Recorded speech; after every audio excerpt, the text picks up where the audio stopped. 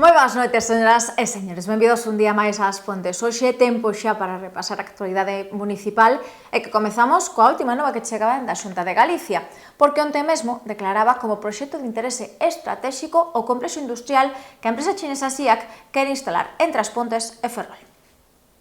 A Xunta de Galicia declarou onte proxecto industrial estratéxico o desenvolvemento inicial do complexo industrial que a empresa chinesa de vehículos SAIC quere poñer en marcha entre Ferrol e As Pontes, o que vai permitir a reducción dos prazos administrativos para poñer en marcha o que sería o primeiro proxecto da multinacional chinesa en Europa. O obxectivo de SAIC é instalar a súa planta de produción de vehículos eléctricos da súa filial MG Motors no Porto Exterior de Ferrol, o que se sumaría a un centro industrial e logístico nas Pontes. O proxecto, dividido en dúas fases, incluirá unha zona industrial no Porto Exterior de Ferrol cunha previsión inicial duns 1000 empregos directos e outros tantos indirectos, e un centro industrial e logístico na nosa vila que implicaría outros 300 empregos e unha produción duns 120.000 vehículos. Con respecto á inversión, esta ascende aos 200 millóns de euros, o que habería que sumar as taxas portuarias polo uso industrial e logístico e o custo das parcelas no Porto Exterior de Ferrol, e que a firma chinesa deberá adquirir para poñer en marcha as súas instalacións.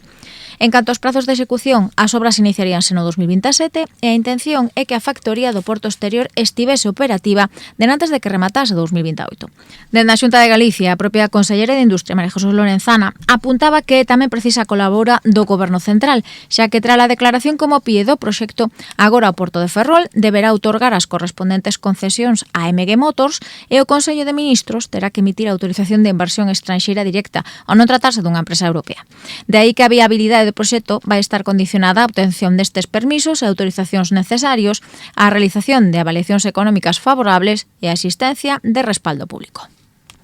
Seguimos con máis cousas porque mañá a Casa do Peso en das 7 da tarde vai acoller unha xornada dedicada ao mundo rural. Neste caso, da man do alcalde das Pontes, Valentín González Formoso, coñeceremos termos como a PAC, o Six-Pack neste caso, ou incluso en que consiste un banco de terras as súas propiedades.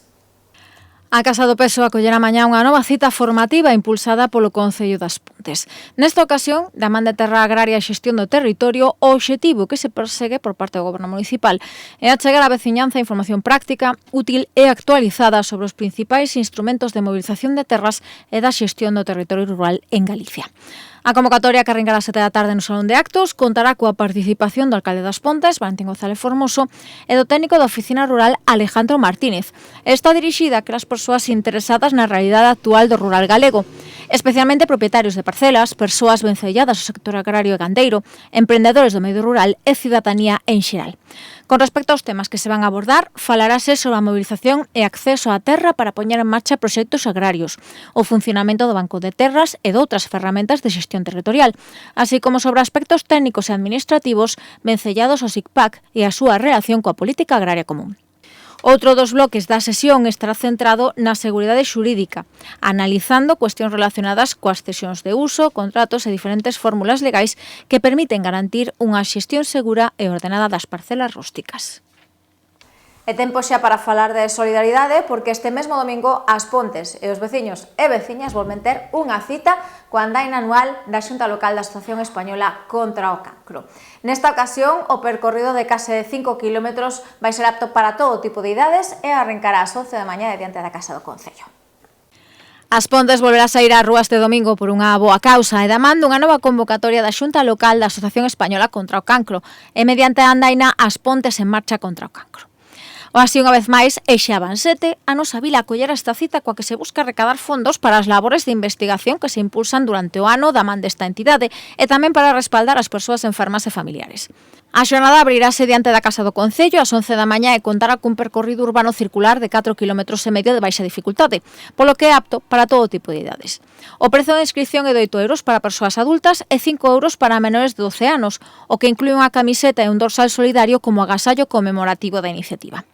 As inscripcións poden formalizarse nos estabelecementos Óptica Bamonde, Saavedra, Baracepa, Urbo Moda, Amas de Casa, Maige e La Mercería, así como a través da plataforma en liña en marcha.contralcáncer.es. Para os máis rezagados, tamén o mesmo domingo vai ser posible anotarse na mesa que se vai instalar diante do Concello e onde se vai colocar un peto para recibir doazóns e se porán á venda artigos cos que financiar a labor desta entidade. E falamos de actividades dirixidas a desfrutar do verán, porque na Biblioteca da Deputación da Coruña nos propoñen un encontro, Libros ao Sol, un encontro multimedia no que poderemos tomar boa nota de distintas propostas literarias para desfrutar destes días de descanso.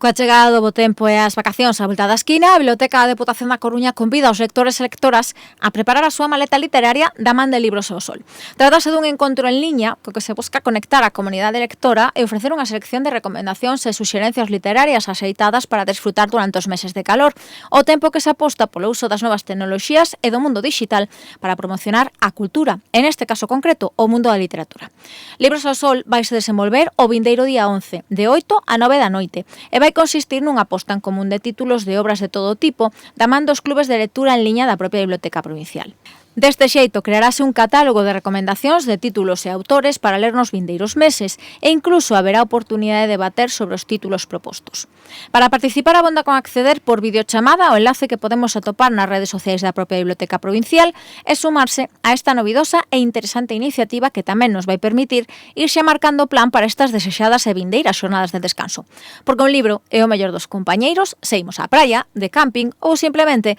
a hora de desfrutar dun tempo de descanso á sombra. Máis citas, neste caso, da man da música, porque a Escola Municipal de Acordeóns vai abrir mañá as súas portas a todos aqueles e aquelas que desexen informarse e tamén achegarse ata este instrumento musical. A cita no Auditorio Municipal a Lobiden das 7 da tarde, tanto co mestre Jorge Vázquez como cos seus alumnos e alumnas. O curso chega a súa fin e moitos son os artistas locais que nestes días aproveitan para dar a coñecer a súa evolución destes meses co clarinete, a gaita ou a batería e tamén a chegar os distintos instrumentos aos que o vindeiro curso queren iniciarse na formación musical. De feito, esta semana, tal e como xa lles contábamos en anteriores espazos informativos, o Conservatorio de Música celebrará unha xornada de portas abertas tanto o xoves como o venres para que os futuros alumnos e alumnas proben todas as disciplinas que se ofrecen no centro. Ao Conservatorio tamén se vai sumar mañá a Escola Municipal de Acordeóns cunha sesión de portas abertas dende as 7 da tarde no Auditorio Municipal a Lobi. Ali poderás escoitar algunha que outra peza, coller un acordeón e solventar dúbidas co mestre Jorge Vázquez e tamén da man de moitos dos alumnos e alumnas que van dar conta da súa propia experiencia. A xornada será de entrada totalmente libre. Seguimos en clave musical, aínda que nos imos neste caso á Escola de Música da Banda Cultural e Recreativa, porque este sábado organizaron unha masterclass dirixida pola clarinetista Marta Sancho.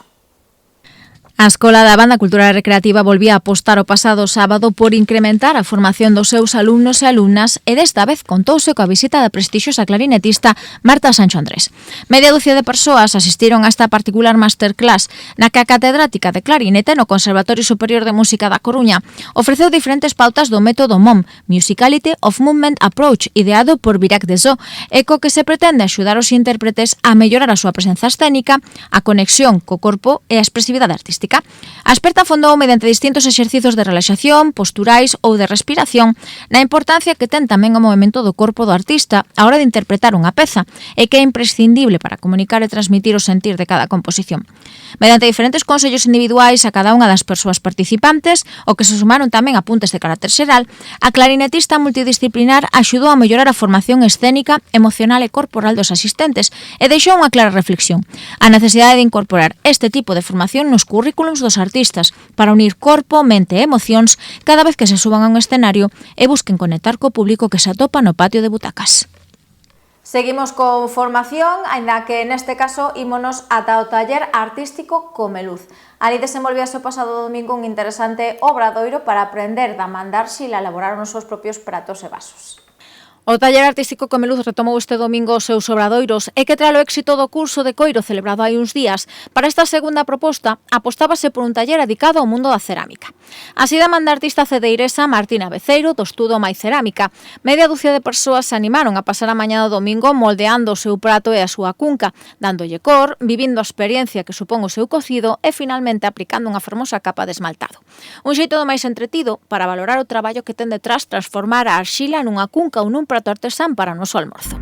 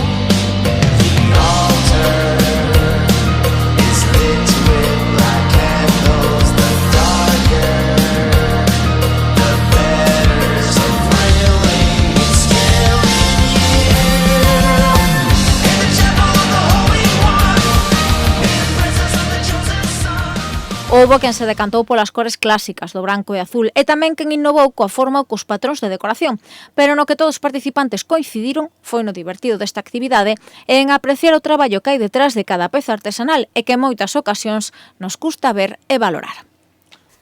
E se antes repasábamos as festas do poboado e todo o que daban de sí, hoxe botamos unha ollada ao que acontecía neste caso en Gondre, porque tamén esta fin de semana celebraban as súas festas en honra ao patrón, o San Martiño. A parroquia de Gondre viviu esta fin de semana os seus días máis intensos do ano da man da celebración das festas en honra a San Martiño. Tras meses de preparativos, o programa de actividades logrou atraer a moitos veciños e visitantes, tanto nas citas religiosas como nas animadas sesións vermú e verbenas nocturnas da fin de semana. Bo ambiente, implicación absoluta da veciñanza e diversión para todos os gustos foron as notas dominantes duns festexos nos que a música chegaba da man de grandes como a mítica Pili Pampín, que amenizou a verbena do sábado, ou formacións como Alma Latina ou o Dúo Venus.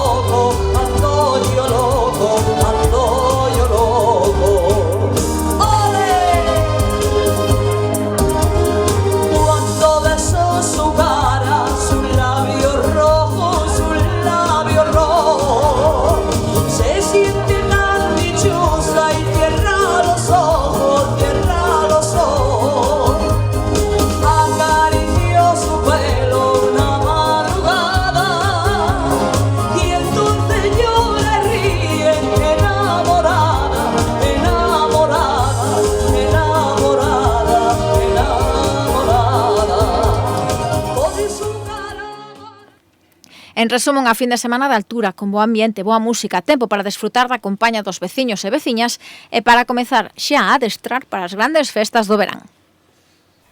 Tempo xa para botarlle unha ollada á crónica deportiva da fin de semana. Comezamos cos resultados desa sétima edición do slalom Vira das Pontes, primeira proba puntuable para o campeonato autonómico desta disciplina.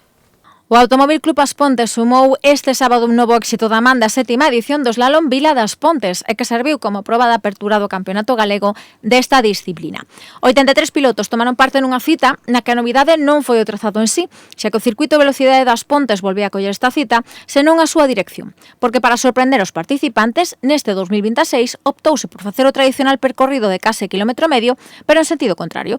O piloto das Pontes Motorsport Pablo Castro, os mandos do Citroën AX e cun tempo de 1 minuto 55 segundos 279 milésimas, fíxose co primeiro posto na clasificación xeral. Tras del, a segunda posición foi para Iván Picallo, da escudería Moeche, tan só con 3 décimas máis, e o terceiro chanzo do podium logrouno Anxo Lariño, da escudería Berberecho. Completaron os 5 primeiros postos Miguel Cela da escudería automobilística Ferrol en cuarto lugar e Aitor Fornos das Pontes Motorsport na quinta posición. Na proba feminina, Eva María Caride do Scratch de Fene foi a mellor da xornada, na mentres que en júnior impúxose Francisco Rodríguez da escudería Moeche. Xa en debutantes o primeiro lugar foi para David Rodríguez, tamén de Moeche, seguido de Borja Randal do As Pontes Motorsport e José González da escudería Berberecho.